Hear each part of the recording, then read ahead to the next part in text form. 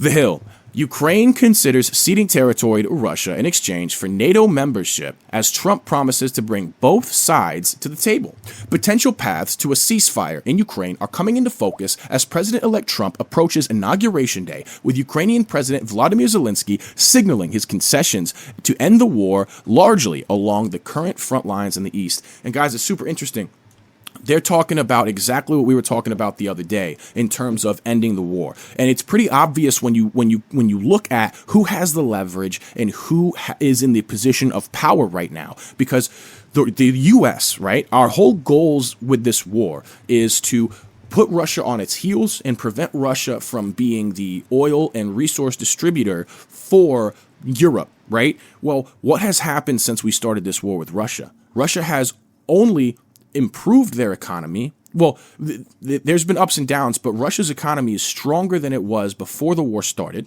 And at the same time, Russia has secured its role as an oil distributor in Europe to the point where we had to use a proxy to then shut down that pipeline, blow up the pipeline going to Germany, because now Germany is spending billions of dollars focusing on a pipeline straight to Russia to get oil from them. Okay? And none of this was happening back in Trump's last administration, before our policies started putting sanctions on everyone, pushing everybody into this mess. Before we shut down our pipeline, before we started reducing how much oil we're exporting, none of this stuff was going on. So this whole war footing that we've been on, this whole pressuring Ukraine to never negotiate with Russia, that this whole mess that we're in is our doing. The mess that Ukraine is in is our doing. And honestly, it's put everyone on a worse front. Ukraine is way worse off at the negotiating table than they used to be. We could at least be getting a portion of those profits.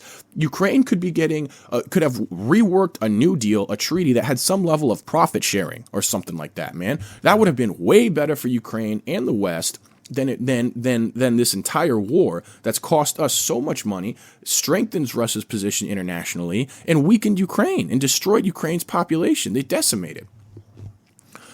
Zelensky said last week he was considering ceding, at least for now, territory seized by Russia in the nearly 3-year war in return for membership into Western Security Alliance NATO for the parts of the country under Kiev's control.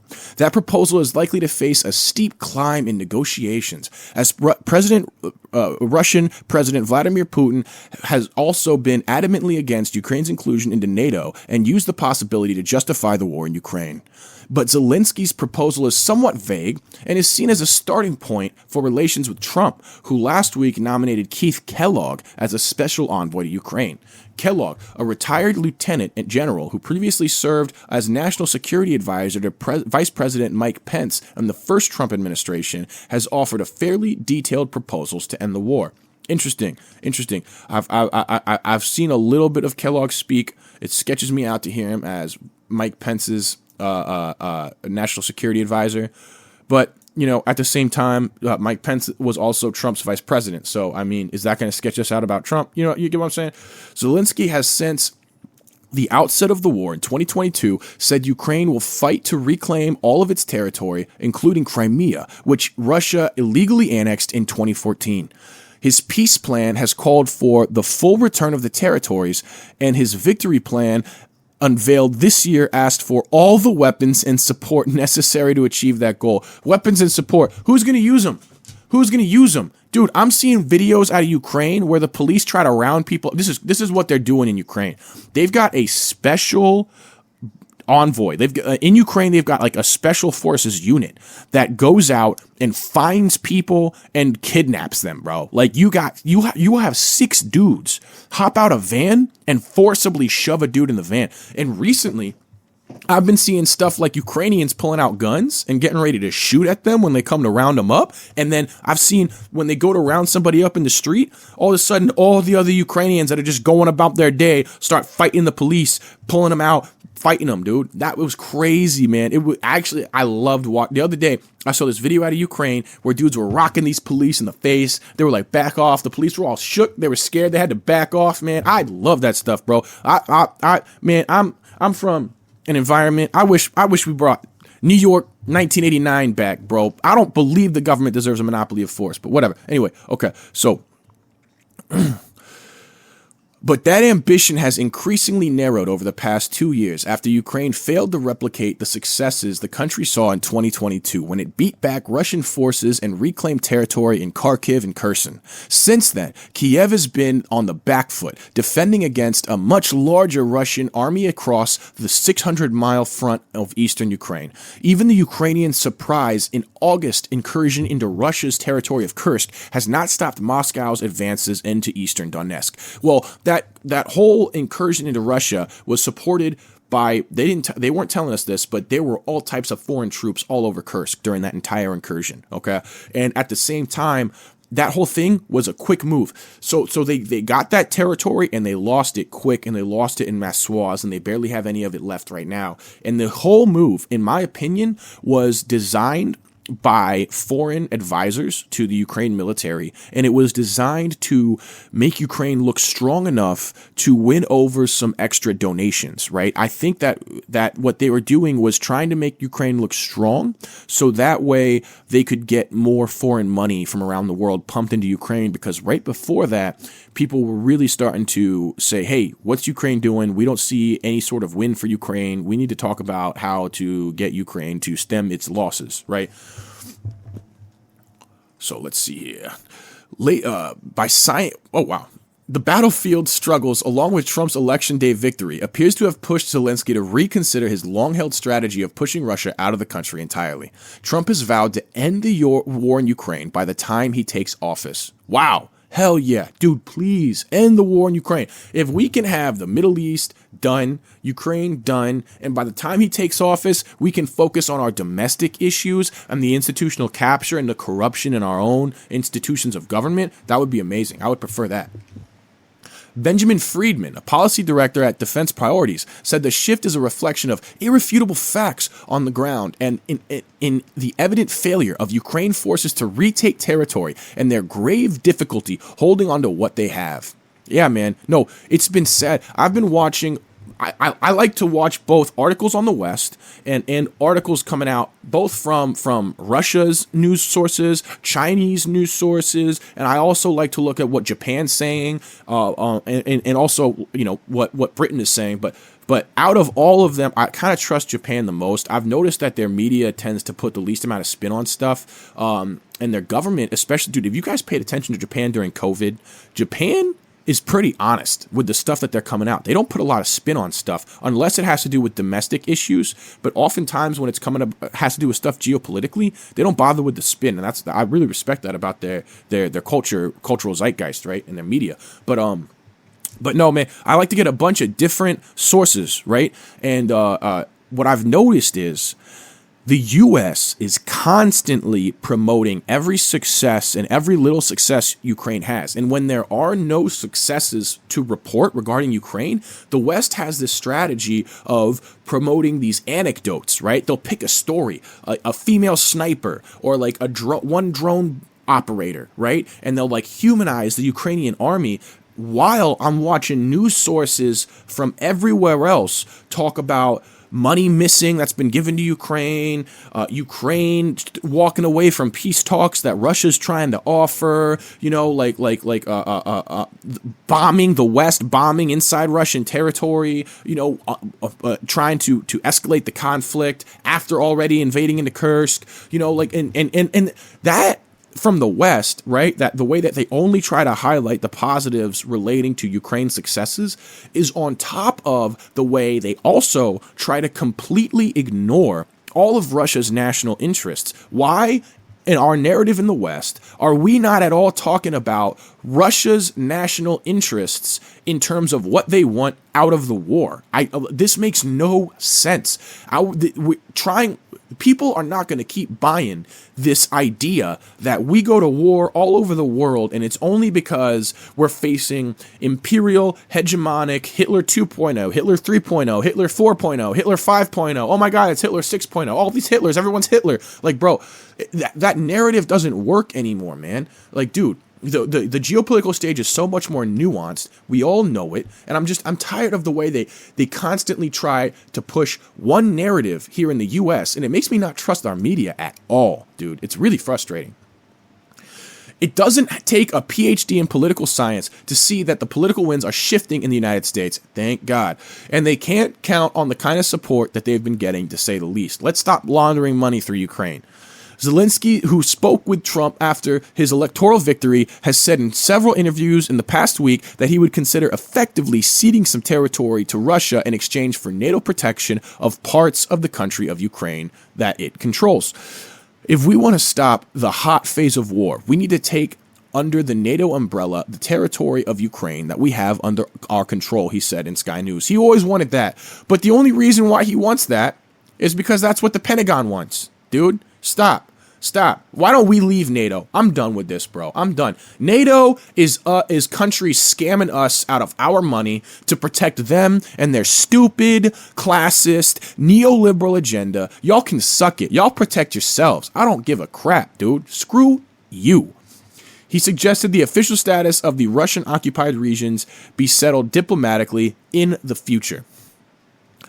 Serhiy Kuzan, co-founder and chair of Ukrainian Security and Cooperation Center, who has served as advisor to the government in Kiev, said the primary goal in Kiev's new political position is to save lives by stopping the fighting and achieving long-term security. Wow! So now you want to save lives. Now you want to save lives, bro. You walked away from the negotiation table when you could have had more. Every time, a little bit less on offer. Now, not only are you losing Crimea, you're losing Donbass, you're losing more than you were ever going to lose before, and you're going to have to drop NATO because Trump is already talking about dropping NATO. NATO is not looking realistic for this at all. And dude, like, why didn't you stop earlier when so many more of your citizens were alive, dude? You killed entire portions of your demographic base. What is wrong with you, dude? And if y'all even paid attention to the economy in Ukraine, there are these billionaire oligarchs in Ukraine, man, that sit so far above the populace, just looking down over them, and the way that they live, dude. And it's crazy. They're always at these casinos, man, these fancy ass casinos. They live like what you would think about as like oligarchs in Romania. You know what I mean? Like when I think of like the Romanian mafia, the Ukrainian billionaires are living the same way. It just trips me out, dude. It trips me out to hear that, you know. And it's like, dude, like we're literally supporting people that like are the same kind of people that were like working with Andrew Tate. You know what? You get what I'm saying? To push his casinos everywhere. You know what I mean? Anyway, whatever. Dude, I don't morally like the elite of Ukraine. I don't like what they're involved in. There's so many things that they're involved in that are so like, just, you hear it and it's disgusting. It's controversial. I don't even want to talk about it, you know, on this platform, but dude, it's, I don't like them. They're corrupt. I don't like all the money laundering, you know, and we created that by using Ukraine as a vassal state, and all of our money for so long created that kind of environment. Okay. We want to form these long-term security strategies, he said. We do not seek to just end the war as soon as possible. Kuzan said that while they have been consulting with the incoming Trump administration, Ukraine's position is entirely its own vision. But he said that NATO is the main sticking point for Ukraine, and there must be at least an invitation for Ukraine into the alliance. There's no way that's happening, dude. There's no way that's happening. Ukraine in NATO means no end to the war. Literally, Ukraine attempting to join NATO is one of the stipulations for war with Russia, and that has been for before the conflict even started in Ukraine. I mean, Russia has been upset that they've been surrounded by NATO countries for decades now. And also, dude, they wanted to join NATO. Can you imagine? Imagine if you're chilling there doing your own thing, and someone starts creating this alliance and surrounding you with this alliance, right? And you're supposed to be friends with them. And you're like, hey, yo, can I join your alliance for us to protect each other? Can I join? And they're like, no. But they keep inviting everyone around your borders to join their alliance. And you're like, hey, yo, like, can I join now? Is it cool if I join now? We can all be on the same team? Nah, no thank you. Like, what is that, dude? How are you supposed to feel comfortable with that situation? How are you not supposed to feel surrounded and backed into a corner, okay? Dude, I said, there's no good guys on the world stage. Russia is not a good guy, okay? But the reason why I'm explaining this the way I am is because the Western narrative is so one-sided that literally I'm just trying to combat all of the misinformation and the rhetoric that we see on the Western narrative, right? In terms of Russia, Russia is no good guy, man. Like I'm not out. Russia is a mafia state. The entire Russian government is a collection of different mafias, dude. In Russia, they'll have they'll have hostile takeovers that are literal corporations putting private militaries against each other for actual little hostile takeovers where people end up not being alive anymore. You see what I'm saying? So, dude, Ukraine is ready for this negotiation with members of the alliance, he said. Our main task is to become stronger together and not let Russia become stronger. What does that mean, bro? What does that mean, stronger together? Members of the alliance. Why this whole idea of Russia is not allowed to be a strong country? What does that make them feel when they hear that? Even if that's how we feel, our rhetoric should not express that on the stage because that increases tension and conflict. Branislav Slanchev, professor at the Political Science University of California, San Diego, who studies war, says there's almost no chance Putin accepts NATO membership because it would undermine basically the whole idea that he proposed to the Russian public to justify war. Exactly what I was saying. Like, what are you talking about? You're out of your mind, dude. Like these ideas and thoughts that we have in our cultural zeitgeist out here when we have such a little understanding of the context is hilarious, dude. Like this whole narrative that they're doing up here where they try to make it seem like Ukraine has a real shot of entering NATO. Like, that's so broken and lost, dog. Y'all are so dude, it's insane, man. It's unclear to me that Russians would actually go anywhere near this, he said. By unclear, he means unlikely or not going to happen at all, okay? Putin has accused Ukraine of being run by neo-Nazis backed by the West, a notion that he has repeatedly used to justify the war domestically, saying that Russia must stand up to U.S.-led hegemony. Guys, look at my video. The Ukraine narrative is a lie. I have proof. In May of 2022, in Ukraine, they held a neo-Nazi rally in support of the Azov battalion where they literally had swastikas. They were throwing up swastikas and they were wearing SS shirts while having neo-Nazi symbols over top of Ukrainian flags and waving them proudly in the streets of Kiev. This happened in May of 2022. Please check out my video. It's not a long one. The Ukraine narrative is a lie. Please check it out. I've got pictures. I talk about this. This happened. This is real. Dude, you can literally see... it would take too long for me to pull it up right now, but there are pictures of Ukrainians throwing out swastikas, wearing shirts that support the SS with other Ukrainians behind them, holding up Ukrainian flags that have neo-Nazi symbols on top of them. And then on top of that, before even that, Ukrainian military members were committing war crimes and filming it and posting it on Twitter back in the day, doing stuff like injured Russian soldiers. I watch videos of this, dude. It was some of the worst shit I've ever seen in my life. Injured Russian soldiers, Ukrainian soldiers looking at the camera and laughing, and then turning around and shooting these soldiers in the knees, and then throwing them into pits they dug, and then throwing grenades on them and laughing, dude. Not only that, there were pictures of Ukrainian soldiers standing over dead bodies, holding Ukrainian flags with swastikas printed on them. Dude, articles from 2019, 2020, Ukraine never dealt with its neo-Nazi problem. Dude, it's a lie that Ukraine is not a complete... The reason why Ukraine supports the Nazis is because Ukraine was saved by the Nazis from Russian oppression. And so to them, the Nazis were liberators throughout their history, okay? And then eventually, Russia re-annexed them in the Soviet Union, and then they were split off by Lenin to be their own autonomous federal region. And then that's why when the Soviet Union broke up, they were given they were made sovereign as part of breaking up the Soviet Union. But Russia feels like Ukraine is a part of its history and a part of its inception story, right? Like its origin story, essentially, right? So that's kind of like cutting off someone's knob. You know, you get what I'm saying? Like it's got a whole ton of ego and identity that kind of comes with it that enters the mix. NATO Security General Mark Rutte entered this week dodged questions on inviting Ukraine to join the alliance or what security guarantees could work for the battled nation instead. Interesting. We already have security guarantees with Ukraine. So I'm not for Ukraine and NATO. I'm not for the U.S. and NATO to begin with.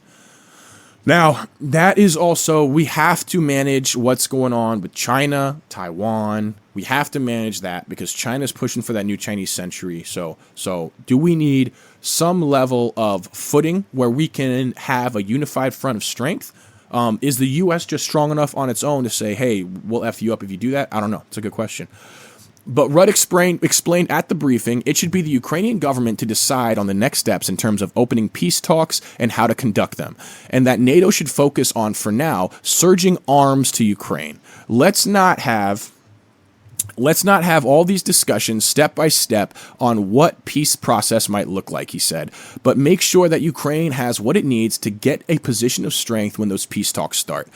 President Biden and NATO allies have repeatedly pledged to offer Ukraine a seat in the alliance in the future, but have avoided making any concrete commitments. The incoming Trump administration is unlikely to invite Ukraine to join the alliance, as Kellogg co-wrote a piece published in April, interesting, at the American First Policy Institute that said the Biden administration should not have provoked Putin with an effort to promote Ukrainian membership into NATO.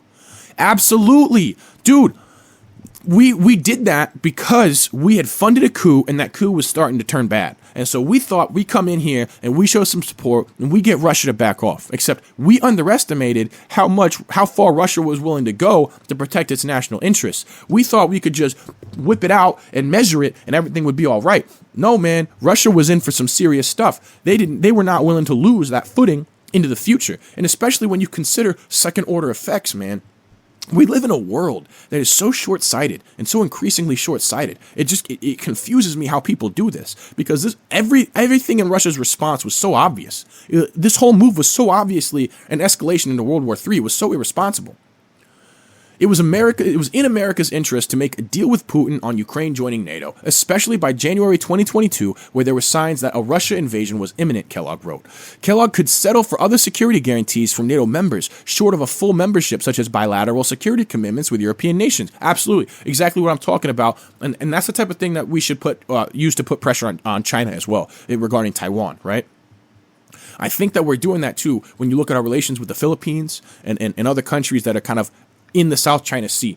Slanchev of the University of California, San Diego, said Putin is likely to be open to finding a way to end the war, citing economic difficulties, war fatigue in Russia, and an estimated 600,000 casualties of the Russian military, and that Trump is likely to look within these limits for negotiation.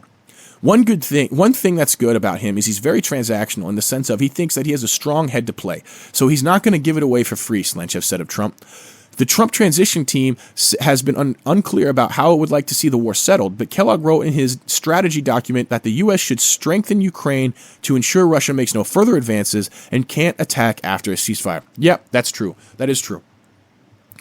But he controversially proposed that that future support should be contingent on Kiev joining peace talks, which some worry could undermine Kiev's leverage. Nope, because the U.S. is backing Kiev, and Russia understands that Kiev is essentially a proxy for the West, right? And so Russia knows that when it's negotiating with Kiev, it's not. It's negotiating with the U.S. government. And so really, in reality, the reason why Russia is not escalating any farther than they are, and the reason why they keep saying this is our red line and then scooting it back a little bit every time it's crossed, is because they know exactly how technologically advanced the West is, and they're not trying to play that game. They don't want glass Earth. They're trying to make more money, and they're trying to grow as a country. They're not looking for glass Earth. They're not like the way that the West is. See, we're sitting here on top of the world order. And we're watching our position threatened. At least the elites that are using this country as their tool, the strong arm of the law, right? They're seeing their position on the world order threatened. And oftentimes, when someone is in that position, they're willing to go blast Earth. But the people who are vying for that position and are trying to climb their way up, they're not. You see what I'm saying? Because they want what's there and on the table. The people who already have it are like, well, if I can't have it, then no one can have it. You get what I'm saying? As for Russia, Kellogg said that the U.S. should tell Putin they will put off NATO membership for Ukraine in exchange for a peace deal with security guarantees. Russia could also receive sanctions relief. Kellogg said the U.S. could threaten arming Ukraine more if Russia does not negotiate in good faith. Russia's been trying to negotiate in good faith for a long time, so I don't think there's a worry about that. Kellogg has also cautioned that a diplomatic breakthrough for Ukraine probably will not occur before Putin leaves office. What? What does that mean, diplomatic breakthrough? Oh, as in to regain their territory back that they've lost. Okay. I was like, bro, are you going back to saying we're only going to negotiate if you regime change? That does not work. We need something that works. Ukraine might be skeptical of security guarantees that fall short of full NATO guarantees. The 1994 Budapest memorandums in Ukraine, which gave up its nuclear arsenal to Russia, included security guarantees from Russia that were broken. The U.S. also pledged security guarantees in that treaty that were broken, which is why Russia broke their security guarantees. Ukraine's foreign minister said Tuesday in a statement that the Budapest memorandum is a monument to short-sightedness in strategic security decision-making. Yeah, of course it was, because we expected Russia to go fully along with getting gutted of all of their natural resources. And when they didn't, we realized that our treaty did not have any clauses that would allow us to make moves to try to pressure Russia back into giving us its natural resources, which is why we just said, screw it. We're just going to surround you with NATO. We're just going to violate. Not providing Ukraine with real effective security guarantees in the 1990s was a strategic mistake that Moscow exploited. This mistake must be corrected. Ukraine must be provided with clear, legally binding security guarantees, the statement reads. Dude, we lied and broke our promise. We were trying to scam Russia. And not us, the international corporate system through us was trying to scam Russia. So, dude, to ignore that as a variable is literally setting yourself up for continued failure into the future. With the bitter experience of the Budapest memorandum behind us, we will not accept any alternatives, surrogates, or substitutes for Ukraine's full membership into NATO. Friedman, Defense Priorities, said Ukraine giving up NATO aspirations is the price of peace. I agree. Absolutely, man. Come on. This is ridiculous. Pushing for NATO this hard while you're the one provoking and escalating and ignoring peace talks. This is retarded.